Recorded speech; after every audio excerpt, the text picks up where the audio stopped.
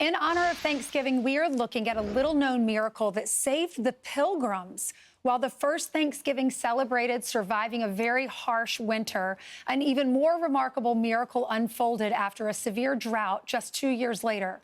Fox News senior medical analyst and author of the new book, The Miracles Among Us, Dr. Mark Siegel, joins us now. Hey, Dr. Siegel. Great to see you. Great to see you. So, yes, we're approaching Thanksgiving in a few days. Tell us about the miracles that happened for the Pilgrims. Well, first of all, everyone came together, and that's something that's really important now, especially since you just showed a survey that people don't want to have Thanksgiving with people they disagree with. I'm about to prove that's wrong.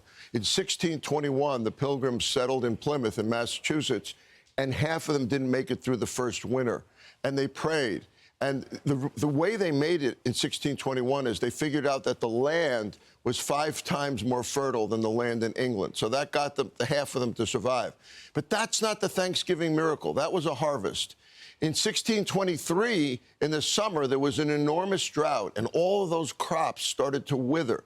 So Governor Bradford said, pray every day. They got down on their hands and knees and they prayed to God every single day. They prayed for rain. But when the rain came, it wasn't the typical nor'easter. It was a gentle, soothing rain over a few days that saved the crops and saved them, so they declared the holiday of Thanksgiving. And there was an Indian chief who lived nearby, and he witnessed this miracle, and he told the governor, "I like your God. He saved our crops." Then the Indian chief later converted to Christianity. That's beautiful. That's beautiful. It is. All right, congratulations on the success of your book. It's called The Miracles Among Us. As a medical doctor, you've seen so many miracles save lives and change terrible prognoses, and you've seen people live their lives, and you write about it in this amazing book, and it's doing so well. You also have a section in there with prayer, and you chose this one prayer. Would you like me to read it? Go right ahead. Okay, yes, this is from beautiful prayer. St. John Chrysostom, and he was an important church father. 4th century Archbishop of Constantinople, and he brought people together. He was really outspoken. Known for preaching and public speaking, and he says, "O Lord,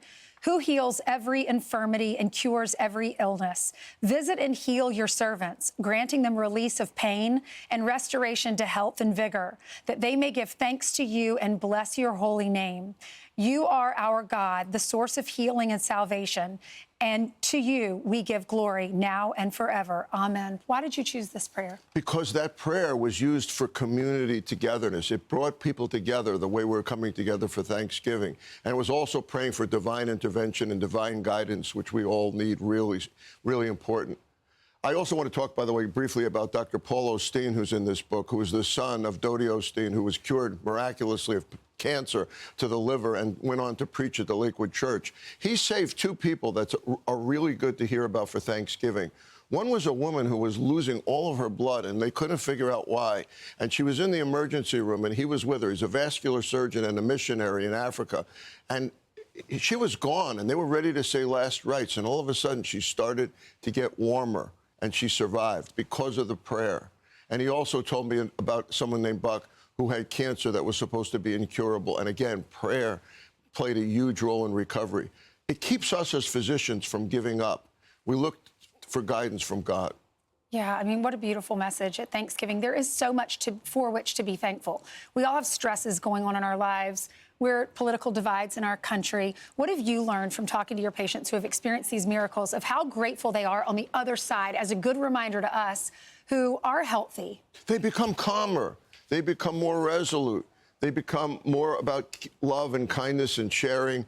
And they remind doctors, they're lessons to doctors about how to behave, because it makes you less anxious and it makes you more look outward and be part of a community.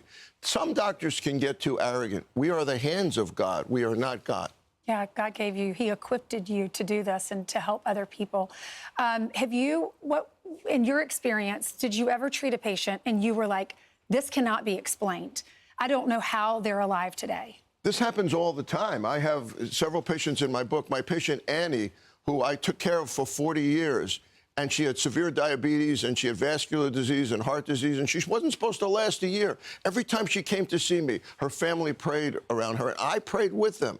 And I said, "What's your secret?" She said, "You're my good luck charm. You're my good luck charm from God." And she never seemed to age. Yeah. We have a friend, stage 4 cancer. did not expect that she would live. They can't find cancer in her body anymore after her treatments. So it happens. It happens. It happened to Father Delendick for years, who had pancreatic cancer, but was on 9/11 and saved so many people. Yeah. And God was looking after him. Thanks, Dr. Siegel. We need this message this week. Absolutely. God bless you. Great to see you. The Miracles Among Us, How God's Grace Plays a Role in Healing. It's available now. You can get it wherever you buy your books or at foxbooks.com. I'm Steve Doocy. I'm Brian Kilmeade. And I'm Ainsley Earhart. And click here to subscribe to the Fox News YouTube page to catch our hottest interviews and most compelling analysis.